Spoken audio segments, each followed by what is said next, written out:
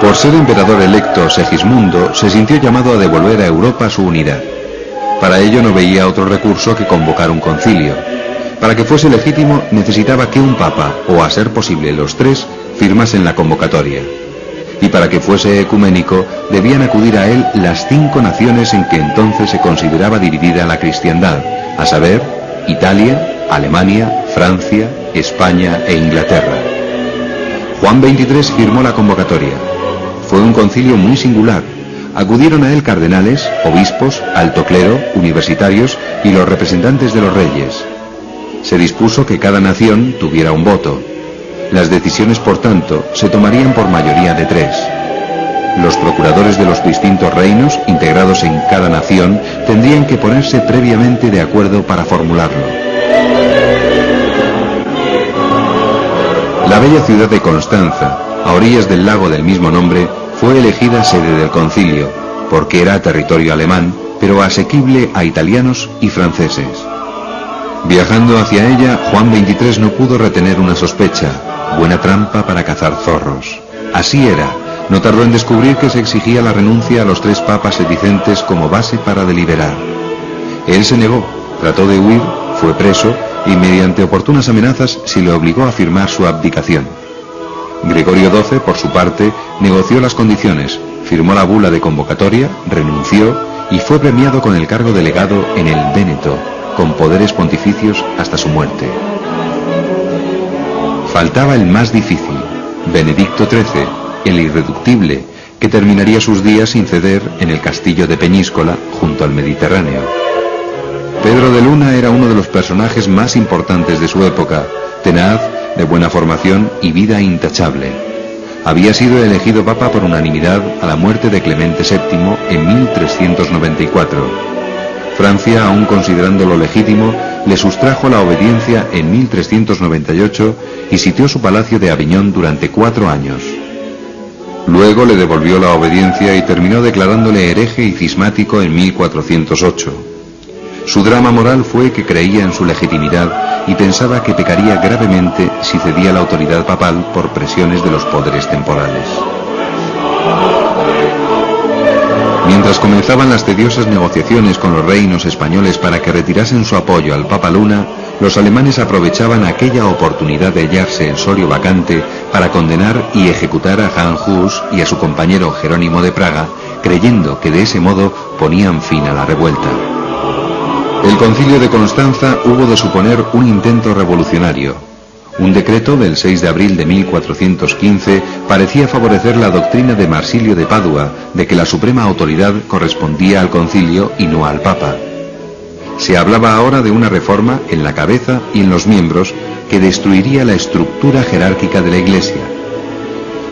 De esta forma triunfaba aquella línea que desencadenara Guillermo de Ockham acerca de la reforma in capite et in membris, consistente en una destrucción de la jerarquía dentro de la Iglesia y creando además una especie de Iglesia horizontal en donde los teólogos serían los que tendrían la decisión y los papas no harían otra cosa que cumplir los acuerdos que el concilio tomara. Este peligro fue, gracias a Dios, superado por la intervención primero de los cardenales, pero después decisivamente de la nación española, modo que se va a contar a continuación. Llegaron entonces los españoles, antes ausentes.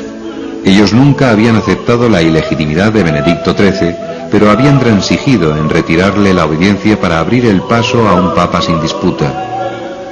En cuanto a la reforma en España, ya se estaba realizando, pero sometida a la jerarquía. Los argumentos de los españoles convencieron a un maestro tan importante como Pedro de Ailly, que arrastró en pos de sí a la nación francesa. La mayoría se había invertido.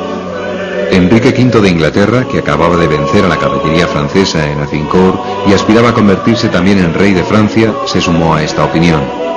La nación alemana quedaba sola y sus ruidosas y en ocasiones violentas protestas resultaron inútiles. Al fin, el 11 de noviembre de 1417, Martín V, o Don Colonna, era elegido papa. La elección de Martín V fue acogida con inmensa alegría en toda Europa, pues al cabo de 40 años, por fin el pueblo cristiano volvía a unirse bajo un solo pastor. El cisma de Occidente quedó definitivamente cerrado con la dimisión del antipapa Clemente VIII. Era este el español Gil Sánchez Muñoz, que había sucedido al Papa Luna y todavía vivió 6 años en Peñíscola, hasta su abdicación a favor de Martín V en 1429. Clemente VIII tiene un espléndido sepulcro en la Catedral de Mallorca. Tras el fin del concilio, en 1418, Martín V marchó a Roma, comprometiéndose a convocarlo de nuevo en plazo breve para acometer la reforma. El único éxito de los extremistas fue el decreto Frequens, que obligaba a reunir concilio cada 10 años. Hubo en Alemania cierta conciencia de que había sido traicionada por las otras naciones en Constanza. De ese resentimiento se serviría Martín Lutero en su discurso a la nobleza de la nación alemana, cuando ya había decidido lanzar la reforma por su cuenta, sin concilio. Pero eso sería casi un siglo más tarde. En 1431, aquel viejo problema que se planteara en el concilio de Constanza vuelve a estar sobre la mesa en el nuevo concilio de Basilea. ¿Quién tiene la superioridad sobre la Iglesia? ¿El Papa o el concilio? Los maestros universitarios, en una considerable mayoría, apoyados sobre todo por la nación alemana y por todo lo que venía de este medio ambiente, interesados en liquidar como fuera las reliquias del usismo que había creado una gran confusión en aquel país, se inclinan en favor del concilio. Y llegan muy lejos.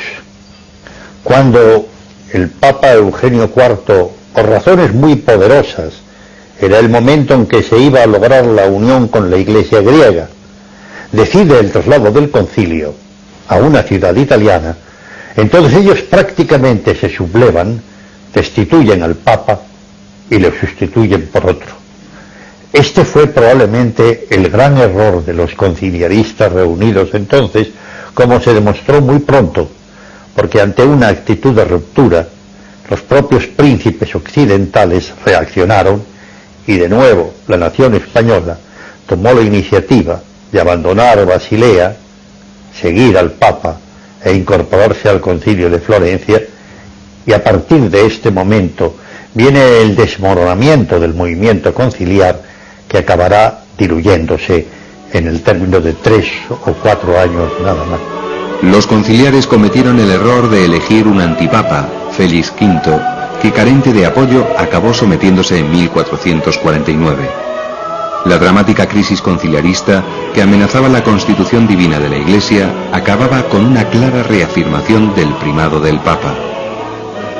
El conciliarismo, sin embargo, seguiría larvado hasta la reforma luterana del siglo XVI.